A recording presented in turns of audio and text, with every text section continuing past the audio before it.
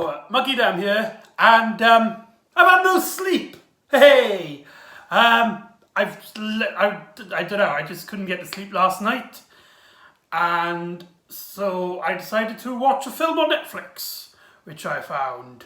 And usually when it's like really early in the morning and you got like the orange light coming out the windows, it always puts me in a Sherlock Holmes mood. Now, let me show you this first. Ugh. My Sherlock Holmes collection. You know, you got some Basil Rathbones and the ITV series. That's a good one if you want to watch. What else do I have? This TV movie of Hounds and Baskervilles, the Benedict Cumberbatch show, and the novel of the Hounds of Baskerville, which I actually got on Baker Street. So that's really cool. But we're not going to talk about these. We're going to talk about the film that I found on Netflix. So I don't actually have a DVD cover to show anyone. There you go.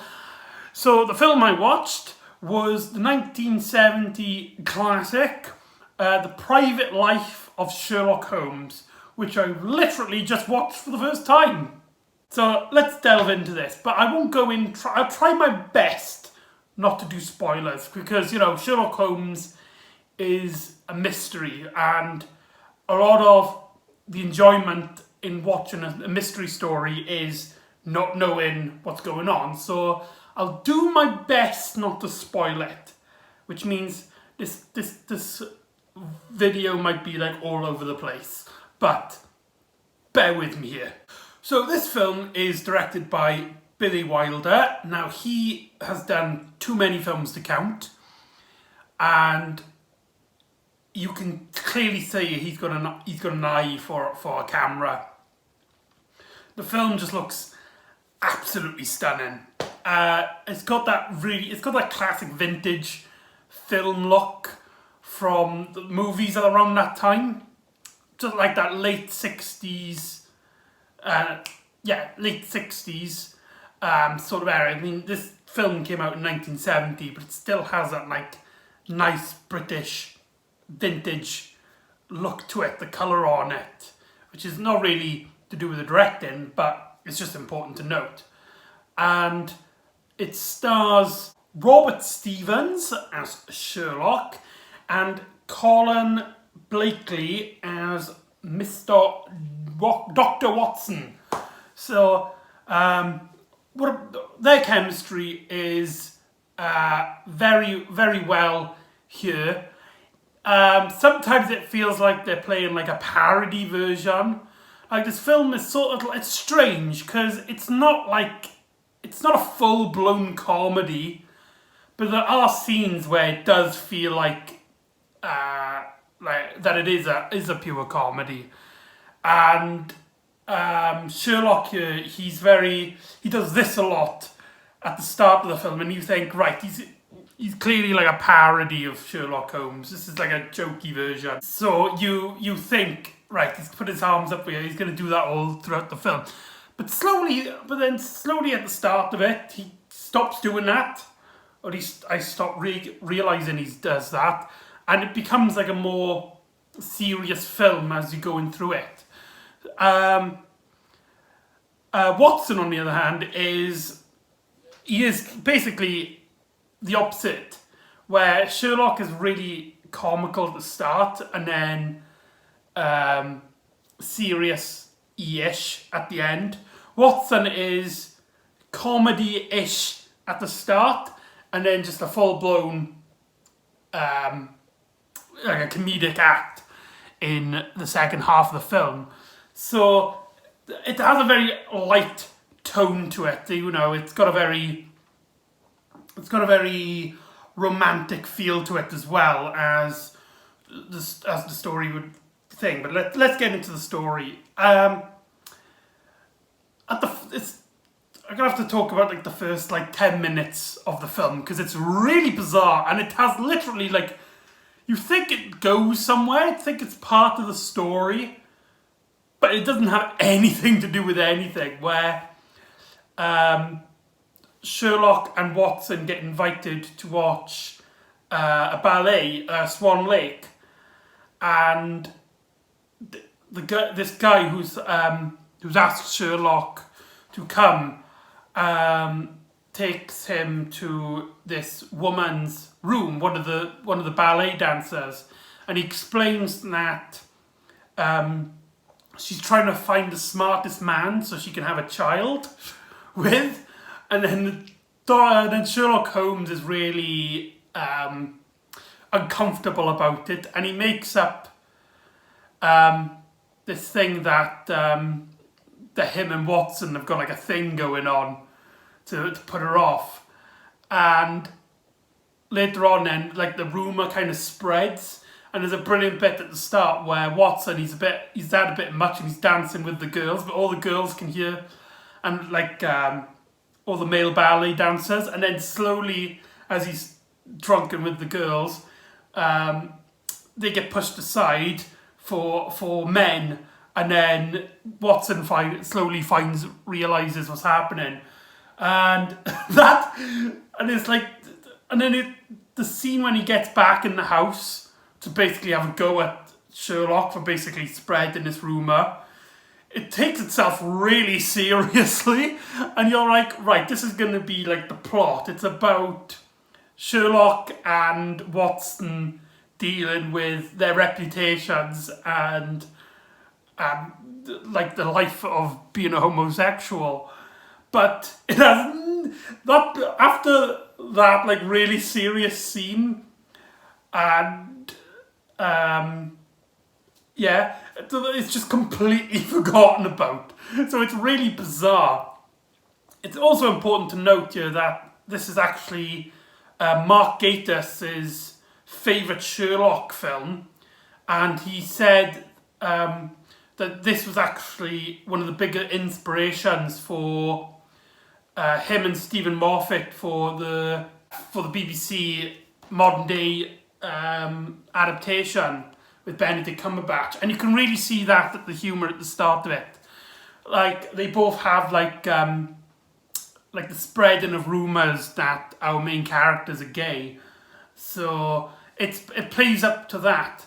But strangely enough, on Wikipedia, I don't know if it's true or not, Billy Wilder actually wanted the story to be about Sherlock Holmes being a secret homosexual, even to himself, and that was going to be a big part of the story, but it has nothing to do with it at the start of it. There's a massive rumour that an hour worth of footage was cut out of this film, but going by the film, you couldn't tell the difference. I mean, yeah, that scene at the start, in terms of that particular subject matter, gets pushed to the side, but elements from that do play parts in later on in the story, which I can't go into.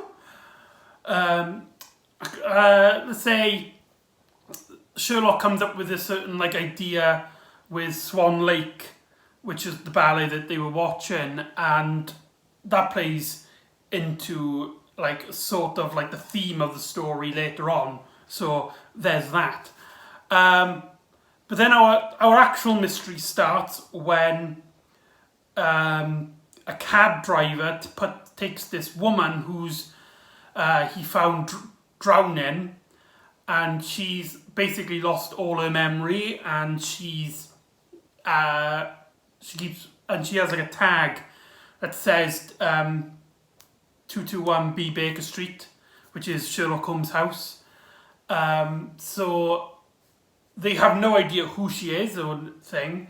However, Watson notices that she's got like a bump on her head, so that starts the investigation that like they'd have no idea who it is.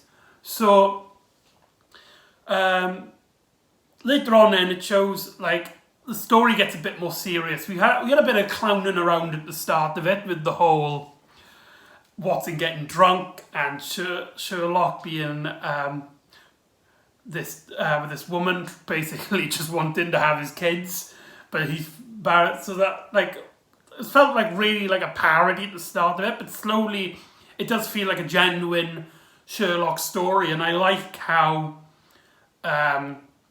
tonally it does shift, but it doesn't feel like whiplash. It's not like you go, right, here's a comedy moment, now there you go, there's a dark moment. No, it's like a slow, smooth and balance, and they're always like funny comical elements, like later on, she wakes up from her bed and she talks to Sherlock, and Sherlock sees the ink on her hand, and he realizes something, and he leaves, and she then sleeps in his bed. And Watson and Mrs. Hudson, they find her in Sherlock's bed and think that Sherlock has been taking advantage of her. And when Watson asks Sherlock, has he taken advantage? Because Sherlock, he doesn't think things like that. Basically, it just says, yes, I have been taking advantage of her body, especially her palms. And Watson's just like, Sherlock, that's very unacceptable. So it does have like a lot of comedy elements still in it. It definitely feels like a comedy, but it's strange because the comedy bits are only superfluous to the story. Like when it becomes a serious detective, it is a serious detective. There's no, when it deals with the detective part, it's not really comical. So I actually like it like this. I think most stories should do Sherlock as a parody like this. So yeah, you get through the story, and first of all, it takes them to so this girl, and she remembers everything, and she basically is like, she's looking for her husband, and so basically she hires Sherlock to try and find her husband, who left her. No, she remembers that he has a successful business in Britain. Oh, she's foreign, by the way. I forgot that's a big important part of it. And when she came here to look for her partner's business, she basically found empty rooms, basically, and she's really confused by all this. So she hired Sherlock, and for some reason, that when she came out to the office, she got attacked, and so Sherlock decides to get involved. However, somebody takes note of this and asks Sherlock for a meeting, and it is his brother Mycroft, here played by Christopher Lee. And for those of you who don't know, Christopher Lee is in almost every Sherlock Holmes adaptation.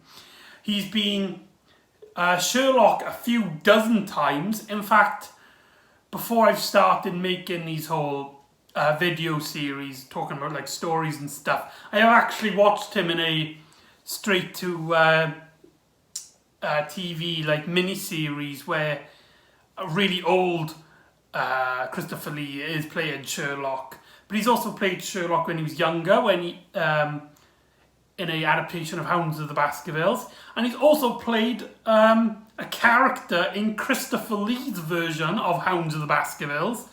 And yeah, he just keeps popping up in different adaptations of Sherlock. It's very bizarre. He must have been a huge fan. But anyway, he plays Mycroft here, and the way he looks, he's got like a bald top. So, and he's got like a mustache. You don't recognise him when you first see him. But he basically tells Sherlock, don't get involved in this woman's case. The British service will take over the investigation, which only tempts Sherlock to go in further as part of the investigation. Sherlock discovers once he's there is something to do with a castle in Scotland, and so he pretends to take the girl home, but in reality the three of them go into, get a train to Scotland. And then here, a lot of strange elements to the plot come into it. There's monks and I can't spoil, spoilers, the Loch Ness Monster. I'm not even joking. Watson actually sees like the Loch Ness Monster. But obviously being Sherlock, it's not what it seems. And so, whilst they're in Scotland, Sherlock discovers what's happening, which I can't go into detail because that would ruin it for people who want to watch it. But I'll say that it does take a very different turn to a usual Sherlock story, and it's anticlimactic in the best sort of way. As in, like it plays with your guessing and your theories rather than just letting you be disappointed. So I don't know. I personally thought it was okay, but I can see if other people would be disappointed. But I can't go into detail because it will spoil it for people who haven't seen it. So there you go. It's on Netflix, so anyone can really watch it. Though I will say it's pretty funny because in the description, the description says the story is about this woman trying to have Sherlock's baby, which is like what I just said with the stuff at the start. But yeah, that's like nothing to do with it. The story mainly focuses on Sherlock and Watson helping this girl out. Now, Watson gets some of the best lines in this film. One of my favourite lines is when Watson sees, spoilers, the Loch Ness Monster. Sherlock basically says, it's just your imagination playing up. And Watson gets really mad at him. It's like, you're the most illogical person I've ever met. How could you say that it was my imagination when before you have said that I lack any imagination? And the camera pans up to his face and he's really annoyed with his eyebrows, just being grumpy like that. So yeah, it's just fantastic. Mainly watch it for the duo of Sherlock and Watson in this one. It's a bit comical, but it does really work and it is very entertaining. So there you go. I recommend The Private Life of Sherlock Holmes from 1970, directed by Billy Wilder. So there you go. I got nothing really to talk about, but yeah. So please excuse me whilst I'm going to get some sleep, and I'm going to put these Sherlock Holmes DVDs away, and I hope to do some more of these vlog videos because I don't know. I just like talking about movies and stuff. So there you go. Have fun. Enjoy your quarantine whilst I'm enjoying some no sleep. There you go. Ta-da.